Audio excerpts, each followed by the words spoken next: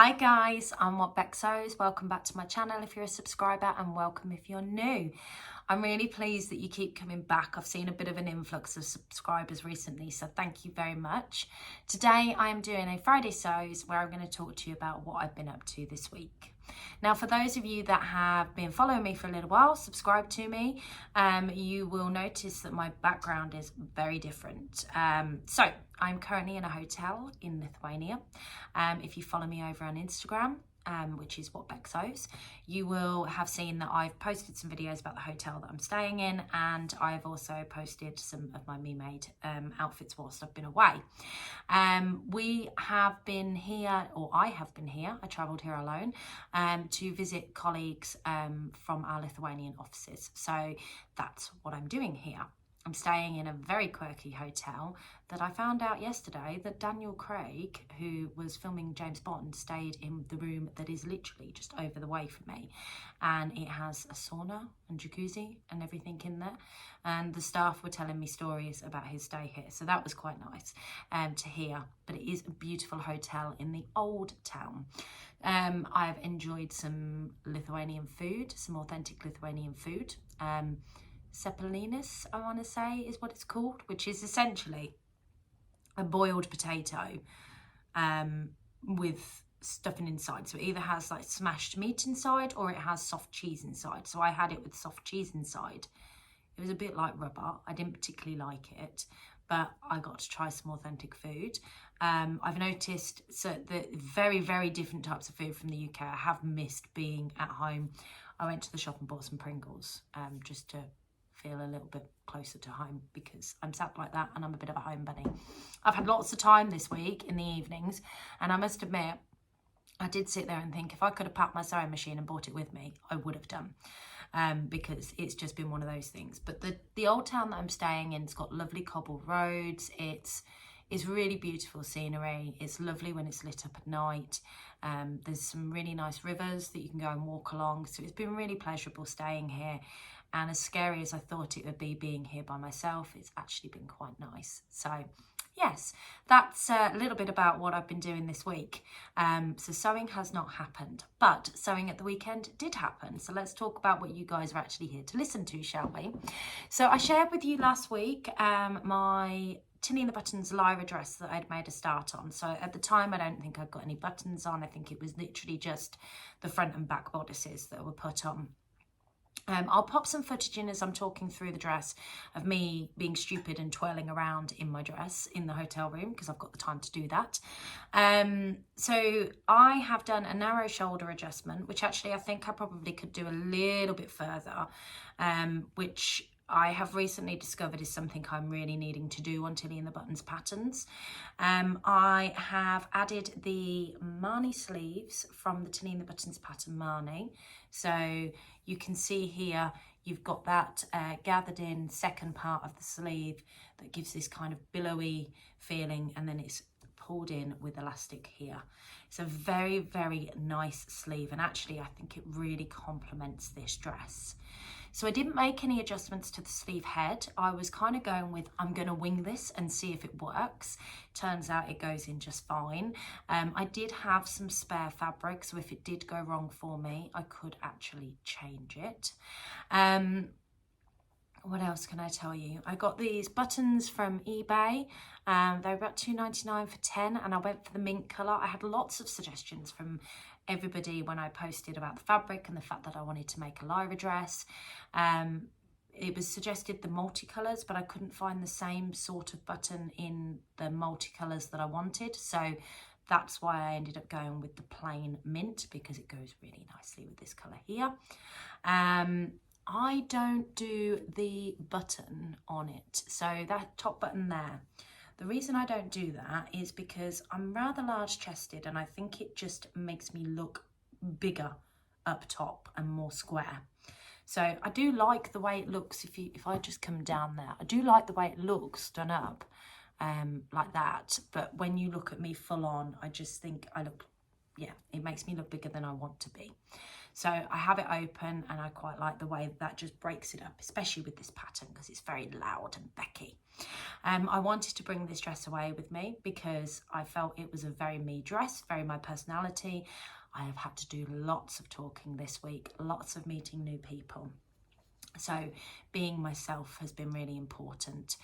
Funny story, I got taken to a university campus today to go and look at some of the test rigs that we've got for some of the equipment that we use to train interns with over here.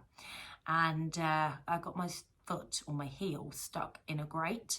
Now luckily I'd felt it go in and get stuck before I tried to take it forward, because that really could have been a disaster. I would have gone head over tit, but it didn't. So I had to physically remove my foot from the shoe and then get the foot out of the grate. I was mildly embarrassed with the company I was with, but pull it out. I have damaged my shoe, but it was quite amusing to see me do it.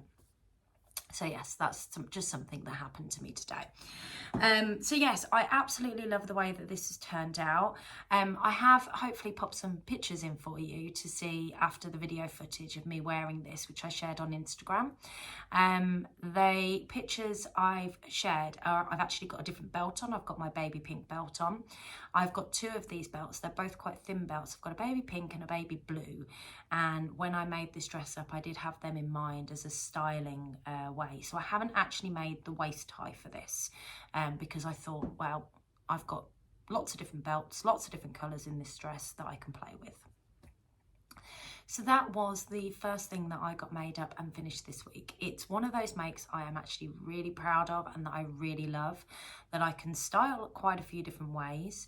So this is a great one for work, but I also think I could wear this casually. I can see it with a pair of knee-high boots. I can see it with heels like I wore today.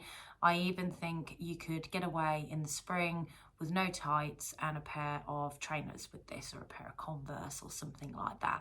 So I think it's quite a versatile garment. It can take me through the winter because I can definitely layer it up, but it's also one that I can wear into the spring. I think the only time of year that I probably wouldn't wear this dress would be in the height of summer, because it's got long sleeves. But yes, again, really nice fabric. Crystal's 9 on eBay. Bought lots of stuff from her. Ex-Ted Baker, ex-Monsoon, ex-Zara. And I think this was about 22 quid for 4 meters. So you can't really go wrong there. So what else did I get up to? So I took part in the sew along that Rachel did, Rachel from Stitched Up, which was the Itch to Stitch Sibu top.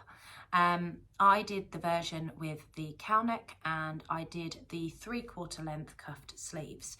I did this in a cobalt blue fabric, and it was a knit fabric. I've got no idea what the fabric is. It's definitely a polyester of some kind, and it's one that I got from a bucket bin, which just has meters and meters of fabric in Milton Keynes. They're called Neil's Fabrics. Now they do have an online shop, but they don't have their jerseys on there, and they don't have any of their remnants where you can get sort of 5 meters for £5, which is what this was.